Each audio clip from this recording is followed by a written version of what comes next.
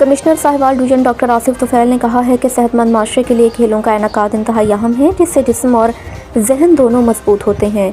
انسان اسپورٹس مین اسپرٹ سے بہت سی مشکلات پر قابو پا سکتے ہیں۔ साहिवाल میں مختلف کھیلوں میں نوجوانوں کی زیادہ سے زیادہ شرکت یقینی بنائی جا رہی ہے۔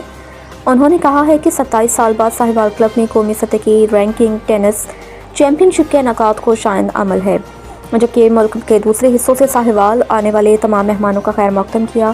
توقع ظاہر کی ہے کہ اس ٹورنامنٹ میں شائقین کو اعلیٰ معیار کے سنسنی خیز مقابلے دیکھنے کو ملیں گے۔ ان خیالات کا اظہار साहिवाल کلب میں آل Pakistan national ranking tennis champion شپ 2026 کے افتتاح کرتے ہوئے افتتاحی تقریب میں deputy commissioner Sahiwal captain retired سمیع اللہ فاروق اور کلب سیکرٹری شیخ عصمت سلیم نے بھی شرکت کی۔